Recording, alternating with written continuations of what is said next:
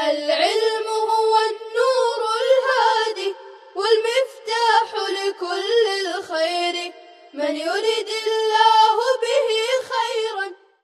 السلام علیکم ورحمۃ اللہ وبرکاتہ۔ عزیز طلبہ، باب اول کی 4 فصلیں مصنف رحمۃ اللہ علیہ بیان کر چکے ہیں۔ پہلی فصل کے اندر استعاذہ اور بسملہ کو بیان کیا تھا، دوسری میں مخارج کو، تیسری میں صفات،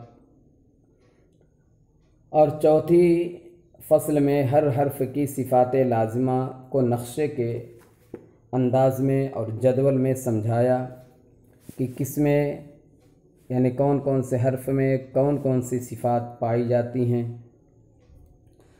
اب یہ 5ویں فصل جو اس باب کی آخری فصل ہے، اس کا عنوان ہے صفات ممیزہ کے بیان میں۔ ممیزہ یہ باب تفعیل سے اس میں فاعل کا صیغہ ہے۔ میز یمیز تمییزاً، تو ممیزۃن کے معنی ہوں گے الگ کرنے والی، جدا کرنے والی۔ صفات ممیزہ یعنی وہ صفات جو ایک حرف کو دوسرے حرف سے جدا کریں گی۔ مطلب یہ ہے کہ ایک مخرج سے 2 حرف نکلتے ہیں، یا کہیں جو ہے کسی مخرج سے 3 حرف نکلتے ہیں، تو جب مخرج ایک ہے تو ان کی آواز ایک جیسی کیوں نہیں ہے؟ ظاہر سی بات ہے کہ ہر حرف اپنی ذات میں اصل ہے اور مستقل ہے، تو ایک مخرج سے نکلنے کی وجہ سے قیاس کا تقاضا یہ ہے کہ ان کی آواز ایک ہونی چاہیے، لیکن جو ہے ان کی آوازیں صفات کی وجہ سے مختلف ہو جاتی ہیں۔ تو جب مختلف صفات پائی جاتی ہیں تو مختلف آواز بھی اس میں ہو جاتی ہے، اس لیے جو ہے ایک مخرج سے نکلنے والے حروف کی آوازیں جو ہے الگ الگ ہو جاتی ہیں۔ مثلا عین اور حا دونوں کا مخرج ایک ہے، اب جو ہے عین کے اندر جہر ہے یعنی بلندی اس میں پائی جاتی ہے، حا کے اندر ہمس ہے، اس میں پستی پائی جاتی ہے۔ اسی طرح سے کوئی بھی حرف آپ لے لیجئے، طا ہے، تا ہے، تو طا میں استعلاء اور اطباق پائی جاتی ہے جو تفخیم والی پر ہونے والی صفات ہے، اور تا کے اندر جو ہے استفعال اور انفتاح ہے۔ تو معلوم ہوا کہ ان کی آوازیں جو ہے ایک مخرج سے ادا ہونے والے حروف کی آوازیں ایک دوسرے سے جو مختلف ہوتی ہیں وہ صفات لازمہ کی وجہ سے ہوتی ہیں۔ بہرحال تو ممیزہ کے معنی آتے ہیں الگ کرنے والی، تو صفات ممیزہ یعنی وہ صفات جو ایک حرف کو دوسرے حرف سے الگ کرنے والی ہیں۔ تو اب یہاں پر جو ہے آپ ایک بات یہ بھی سمجھ لیں کہ صفات لازمہ یہ جو ہے 2 طرح کی ہوتی ہیں۔ ایک تو آپ نے پڑھا تھا کہ صفات لازمہ متضادہ غیر متضادہ، یہاں جو ہے تمیز کرنے یعنی الگ کرنے، جدا کرنے اور جدا نہ کرنے کے اعتبار سے صفات لازمہ کی 2 قسمیں ہیں، ایک صفات لازمہ ممیزہ اور دوسری جو ہے غیر ممیزہ، یا اس کا دوسرا نام جو ہے مشترکہ ہے۔ صفات ممیزہ وہ صفات کہلائیں گی جو ایک مخرج کے 2 یا 3 حرفوں کو جدا کرنے والی ہوں۔ صفات غیر ممیزہ یا مشترکہ وہ صفات کہلائیں گی جو ایک مخرج کے تمام حرفوں میں پائی جائیں۔ مثلا عین اور حا دونوں کا مخرج ایک ہے، اور بعض صفات میں بھی یہ دونوں شریک ہیں، چنانچہ دونوں کے اندر صفت استفعال اور انفتاح پائی جاتی ہے، اور بعض صفات میں یہ دونوں مشترک نہیں ہیں۔ مثلا ایک صفت جہر ہے وہ جو ہے عین میں پائی جاتی ہے، اور دوسری صفت جو ہے ہمس ہے وہ ہاء میں پائی جاتی ہے۔ تو یہ جو ہے شریک نہیں ہے جہر میں، اور اسی طرح سے ہمس میں یہ شریک نہیں ہے، بلکہ ان میں سے ایک میں ایک صفت ہے اور دوسرے میں دوسری صفت ہے۔ تو یہ صفت جو ایک کو دوسرے سے الگ کرتی ہے اسی کو کہیں گے ممیزہ۔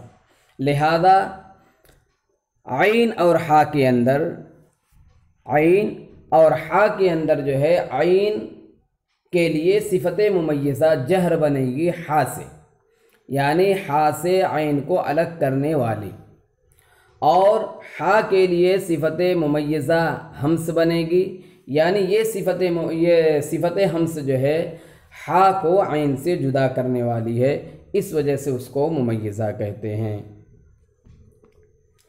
بہرحال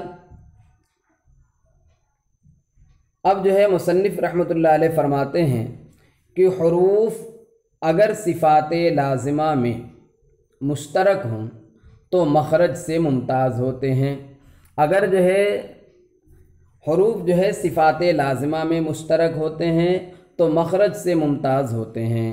یہ جو ہے سب سے اہم بات ہے۔ مصنف رحمۃ اللہ علیہ کہتے ہیں کہ حروف کی آواز کے مختلف ہونے کا جو اصل نقطہ ہے اور اصل چیز ہے، وہ فرماتے ہیں کہ اگر حروف میں صفات لازمہ مشترک پائی جائیں اور ان کا مخرج ایک نہ ہو بلکہ مختلف ہو تو اس مخرج کے جدا ہونے سے ان حروف کی آوازیں بھی ایک دوسرے سے جدا ہو جائیں گی۔ آگے کہہ رہے ہیں اور اگر مخرج میں متحد ہوں، اور اگر مخرج میں متحد ہوں تو صفت لازمہ منفردہ سے ممتاز ہوتے ہیں، صفت لازمہ منفردہ سے ممتاز ہوتے ہیں۔ مصنف رحمۃ اللہ علیہ فرماتے ہیں کہ اگر ایک مخرج کے دو حرف ہیں یا تین حرف ہیں، ایک مخرج سے نکلتے ہیں تو ان کو صفات لازمہ سے ممتاز کیا جائے گا، الگ کیا جائے گا ایک حرف کو دوسرے حرف سے۔ تو بہرحال منفردہ جو ہے یہ دو قسم کی صفات کا نام ہے۔ آپ نے پہلے بھی پڑھا تھا منفردہ صفات، جہاں جو ہے صفت کی تقسیم کی گئی تھی کہ صفت کی دو قسمیں ہیں، صفت لازمہ اور صفت لازمہ متضادہ اور غیر متضادہ۔ تو صفت لازمہ متضادہ کے مقابل میں جو غیر متضادہ ہوتی ہے اس کو بھی منفردہ کہتے ہیں۔ وہاں پر منفردہ جو ہے دوسرے معنی میں تھا اور یہاں پر منفردہ جو ہے دوسرے معنی میں ہے۔ ایک ہی لفظ کا دو معنی ہو جاتا ہے، مقام اور موقع بدلنے کی وجہ سے معنی جو ہے بدل جاتا ہے۔ تو وہاں جو کہا جاتا تھا صفات متضادہ اور غیر متضادہ، تو غیر متضادہ کو منفردہ وہاں پر اس لیے کہتے تھے کہ وہاں جو ہے وہ صفت اکیلی ہے، یعنی اس کی کوئی ضد نہیں ہے، اس لیے اس کو منفردہ کہتے تھے۔ اور یہاں پہ جو مصنف رحمۃ اللہ علیہ فرماتے ہیں کہ منفردہ، تو یہاں جو ہے منفردہ کا مطلب یہ ہے کہ یہ صفت ایک حرف میں پائی جاتی ہے، دوسرے میں نہیں پائی جاتی، یعنی اسی کے مخرج والا دوسرا ہے اس میں نہیں پائی جاتی۔ تو بہرحال منفردہ کی جو ہے دو قسمیں ہیں، صفات غیر متضادہ کے مقابل جو منفردہ بولی جاتی وہ بھی، اور دوسری صفات لازمہ ممیزہ کا، چاہے وہ متضادہ ہوں یا غیر متضادہ۔ یہاں منفردہ سے یہی مراد ہے کہ جو صفت ممیز ہو، یعنی جدا کرنے والی ہو، کیونکہ حروف میں جدائی صرف صفات غیر متضادہ ہی کی وجہ سے نہیں ہوتی ہے بلکہ صفات لازمہ متضادہ کی وجہ سے بھی ہوتی ہے۔ تو جب صفات لازمہ متضادہ کی وجہ سے ہوتی ہے تو وہ بھی جو ہے منفردہ بن گئی۔ تو یہ جو ہے بالکل واضح بات ہے کہ صفت لازمہ کی جو دو قسمیں کی گئی تھیں، متضادہ اور غیر متضادہ، تو وہاں غیر متضادہ اکیلے رہنے کے اعتبار سے اس کو جو ہے غیر متضادہ اور منفردہ کہتے تھے، منفردہ کہتے تھے غیر متضادہ کو، چونکہ وہ اس کی کوئی ضد نہیں تھی۔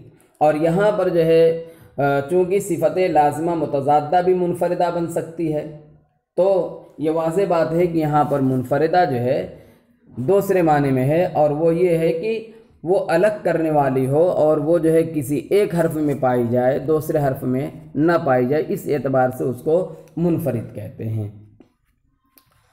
تو صرف اس وجہ سے یہاں پر کہا جاتا ہے کہ ایک مخرج والے 2 یا 3 حرفوں میں سے بعض میں ہوتی ہیں اور بعض میں نہیں ہوتی ہیں۔ خواہ یہ منفردہ، وہاں پر منفردہ جو کہتے تھے صفات لازمہ متضادہ کے مقابلے میں، تو وہاں پر کیا کہتے تھے کہ وہ ایک ہی صفت تھی، اور یہاں پر منفردہ جب کہیں گے تو منفردہ جو ہے یہاں پر ایک بھی ہو سکتی ہے، 2 بھی ہو سکتی ہے۔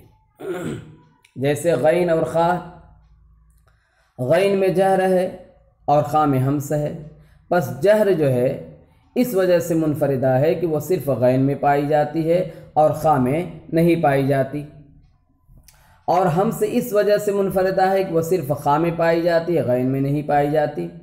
اسی طرح سے عین حا میں، عین میں صفت ممیزہ جہر و توسط ہے، اور ہمس میں جو ہے اور حا میں جو ہے ہمس اور رخوا ہے، تو یہ جو ہے جہر اور توسط ان دونوں کو بھی منفردہ کہیں گے، حالانکہ یہ 2 ہیں، اور ہمس اور رخوا جو حا میں پائی جاتی ہیں ان کو بھی منفردہ کہتے ہیں، مگر اس وجہ سے منفردہ یہ کہلائیں گی کہ وہ صرف عین میں پائی جاتی ہیں یا حا میں پائی جاتی ہیں، تو جو عین میں ہے وہ حا میں نہیں ہے، جو حا میں ہے وہ عین میں نہیں ہے۔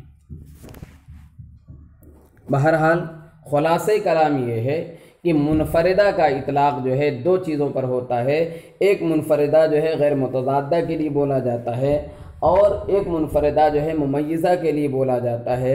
وہ ممیزہ، وہ جو ہے صفت ممیزہ چونکہ ایک حرف میں پائی جاتی ہیں، دوسرے میں نہیں پائی جاتی، اس وجہ سے ان کو منفردہ کہا جاتا ہے۔ تو یہاں پر جو ہے اس بحث کے اندر لفظ منفردہ جو ہے، منفردہ کے اندر ایک صفت بھی آ سکتی ہے، 2 صفت بھی آ سکتی ہے۔ بہرحال چلیے، تو کہہ رہے ہیں مصنف رحمۃ اللہ علیہ کہ اگر مخرج میں متحد ہوں، اگر حروف مخرج میں متحد ہوں تو صفات لازمہ منفردہ سے ممتاز ہوتے ہیں، صفات لازمہ منفردہ سے ممتاز ہوتے ہیں۔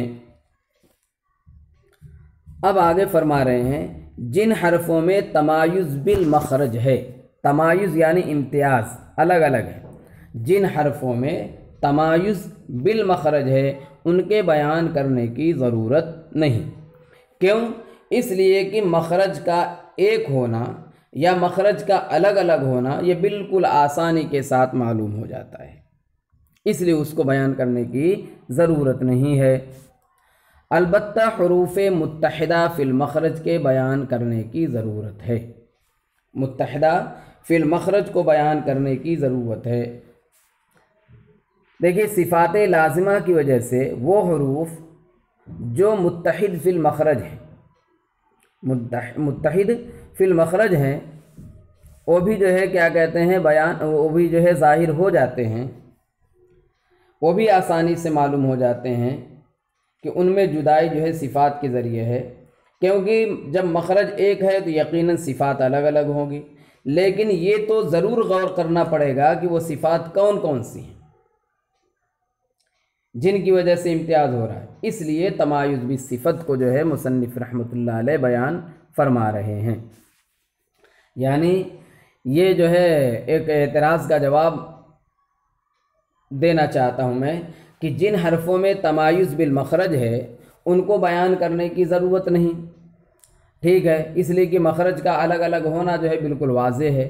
البتہ حروف متحدہ فی المخرج کو بیان کرنے کی ضرورت بتلا رہے مصنف کی، متحدہ حروف متحدہ فی المخرج کے بیان کرنے کی ضرورت ہے۔ تو سوال یہ ہوتا ہے کہ وہ بھی تو جو ہے صفات کے ذریعے الگ الگ ہو جاتے ہیں، پھر ان کو بھی بیان کرنے کی ضرورت نہیں ہونی چاہیے، ان کو کیوں بیان کرتے ہیں؟ تو اس کا جواب یہ ہے کہ ان کو اس لیے بیان کیا جاتا ہے کہ گرچہ وہ صفات لازمہ کی وجہ سے الگ الگ ہوتے ہیں، لیکن جو ہے یہ تو ضرور غور کرنا پڑے گا کہ کون سی صفت ایسی ہے جو ایک حرف کو دوسرے حرف سے جدا کرتی ہے، اس لیے تمایز بالصفت کو جو ہے بیان کریں گے۔ چلیے، بہرحال حاصل کلام اب تک کا یہ نکلا کہ حروف اگر جو ہے متحد فی المخرج ہوں تو ان کو جو ہے جدا کیا جائے گا صفات لازمہ کے ذریعے، اور وہ جن صفات لازمہ کے ذریعے چاہے وہ متضادہ ہوں یا غیر متضادہ ہوں، جن صفات لازمہ کے ذریعے حروف کو ایک دوسرے سے الگ کیا جائے گا ان کو کہا جاتا ہے صفت منفردہ، چاہے وہ اس حرف کے اندر ایک ہو یا دو پائی جائیں۔ بہرحال اب فرما رہے ہیں الف حمزہ ہا، یہ تین جو ہے حرف بیان کر رہے ہیں مصنف رحمۃ اللہ علیہ۔ علامہ فرا اور سیبوئے کے اعتبار سے مصنف نے جو ہے مخرج بیان کیا ہے، اور ان کے یہاں جو ہے اقصائے حلق میں بتلایا تھا کہ یہ الف حمزہ ہا کا مخرج ہے، لہذا ان کے قول کے مطابق جو ہے الف حمزہ ہا جو ہے یہ متحد فی المخرج ہوئے، یعنی ایک مخرج میں یہ جو ہے مشترک ہوئے مخرج کے اعتبار سے۔ تو اب جو ہے ان تینوں کو الگ الگ کرنا پڑے گا۔ الف حمزہ ہا میں الف ممتاز ہے مدیت میں، الف ممتاز ہے مدیت میں، کیونکہ یہ الف جو ہے یہ ہوا پر تمام ہوتا ہے اور اس کے اندر جو ہے مد صفت لازمہ ہے، تو الف جو ہے حمزہ اور ہا سے یہ ممتاز ہو جائے گا، کس سے؟ مدیت کی وجہ سے، کہ حمزہ اور ہا کے اندر مد نہیں پائی جاتی، صفت مد نہیں پائی جاتی ہے۔ اور علامہ خلیل نحوی کے قول کے مطابق یا جمہور کے قول کے مطابق تو الف کا مخرج ہی الگ ہے جوف دہن، لہذا ان کے یہاں الف کو شمار کرنے کی ضرورت ہی نہیں ہے۔ بہرحال یہاں علامہ سیبوئے اور جو ہے فرا کے مطابق الف کو شمار کیا جانا چاہیے، تو مصنف رحمۃ اللہ علیہ نے بتلا دیا کہ الف میں صفت مدہ ہے جو حمزہ اور ہا سے الف کو ممتاز کر دیتی ہے، اور حمزہ ممتاز ہے ہا سے جہر اور شدت میں، حمزہ ممتاز ہے ہا سے جہر اور شدت میں، یعنی حمزہ کے اندر صفت جہر پائی جاتی ہے اور صفت شدت پائی جاتی ہے، اور ہا کے اندر جو ہے یہ نہیں پائی جاتی، ہا کے اندر صفت ہمس پائی جاتی ہے، اور ہا کے اندر شدت کی ضد جو ہے رخوا پائی جاتی ہے، باقی صفات میں یہ دونوں متحد ہیں۔ اب دیکھیے دو صفت جو ہے یہاں پر بیان کر دیا مصنف نے کہ حمزہ ممتاز ہے ہا سے جہر اور شدت کی وجہ سے، لہذا یہ جہر اور شدت یہ صفت منفردہ اور صفت ممیزہ ہوئی حمزہ کے لیے ہا سے،